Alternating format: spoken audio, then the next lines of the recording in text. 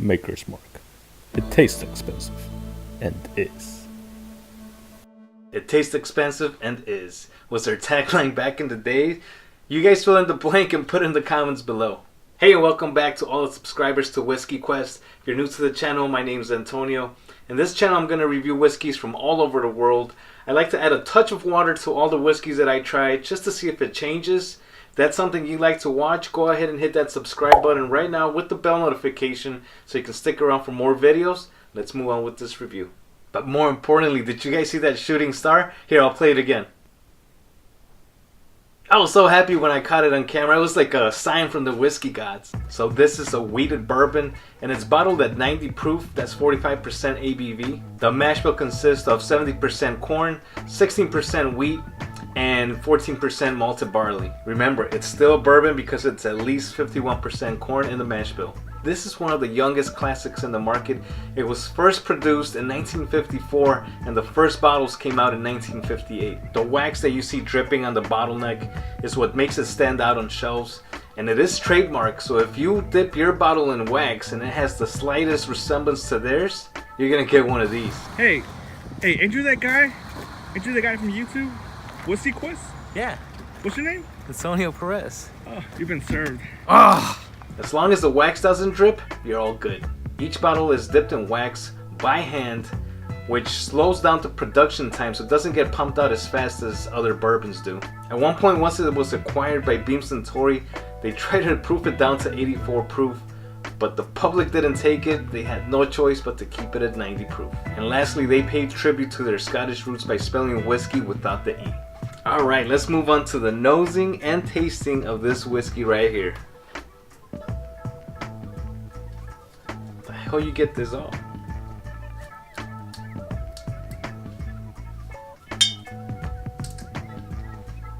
Holy crap.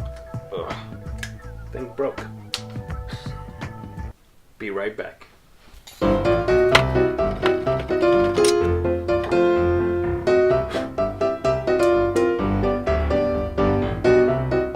What the hell?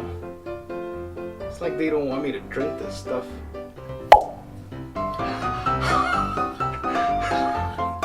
I did it! Holy crap! Woo! All that for a twist cap. Alright, let's move on with this review. Wow. So let's take a quick look at the color and see what we have here. This has your typical light honey kind of color on the yellow side here. Very nice color. Let's move on to the nose and see what we get. You know, I've had this before many times. Before I really got into the drinking it neat, it was always just shots, and I remember it being sweet and smooth, you know, if you're taking a shot. But once I started tasting whiskeys neat, and I've had this a few times in restaurants when we go out to dinner, and every time it just reminds me of like pancakes and syrup in the morning. Very sweet on the nose. You can smell that corn sweetness. Some of that oaky notes also going on. Little hints of cherry at the end too. It's a very nice nose. It's not too complex, but it's very nice. Let's move on to the taste and see what we get. Cheers. Very good whiskey. It's only 90 proof, but you do get a little bit of a bite there. You get some spiciness up front. That oak comes out. Some caramel. A little bit of wood char at the end too. You get a very nice buttery mouthfeel with this. Medium finish to long. With some syrupy kind of char in the finish. I enjoy this every time I have it. Let me add a drop of water, something I haven't done at the restaurants. So let's see what that does. I'm just gonna add one drop. It's not too harsh on the palate, at least not to me. But that's something that you guys can experiment with on your own time. You know, add one drop. See if that brings it down to something that you like. Maybe you need 2 drops, maybe 3. You never know. Just experiment with every whiskey that you have and see where your sweet spot is. Maybe you just don't need water, but you know, you'll never know unless you try it.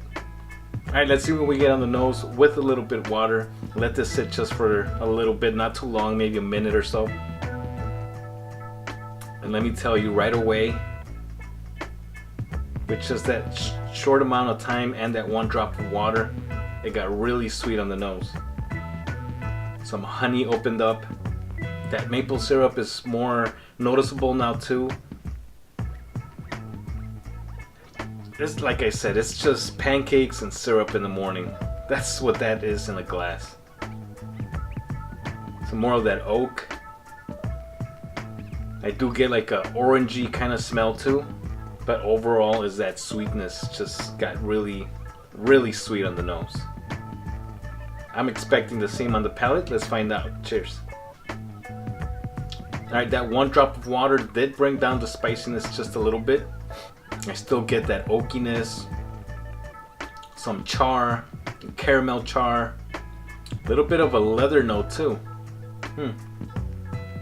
The finish did go down to the short side, but it does finish with a nice caramel, woody kind of note.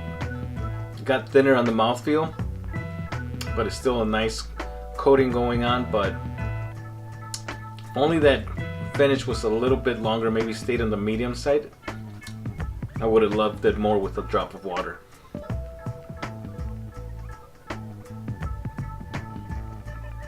But yeah, that second sip with a drop of water, I start detecting a little bit more of that leather note. So my final thoughts for the Maker's Mark Bourbon Whiskey. $25, I think this is a great tasting, good quality bourbon. It took me a while to open it up, but that was only because of the extra layer, so maybe pick one up that just has the red wax. If you haven't tried this, definitely pick it up. At least try it at a bar and see if you like it. I guarantee you are. Wheated bourbons are supposed to be a little bit more mellow because of the wheat, and they don't use rye, but I did get that spiciness, probably from the wood. But that's a huge plus for me, so I can't say not to try it. I'd say go ahead and pick it up. So that's it for the review, guys. I hope you guys enjoyed it. As always, if you liked it, give me a thumbs up, share with your friends. Don't forget to drop me a comment below. Let me know if you've tried this before. I'd like to see if your tasting notes match mine. I hope they do. Pancakes and syrup. That's all I get every single time. And if you haven't subscribed yet, hit that subscribe button before you leave with the bell notification so you can stick around for more videos just like this. Or maybe I'll go live at one point, you never know. So hit that bell notification so you can get alerted when things like that happen. Cheers. See you in the next one. Bye.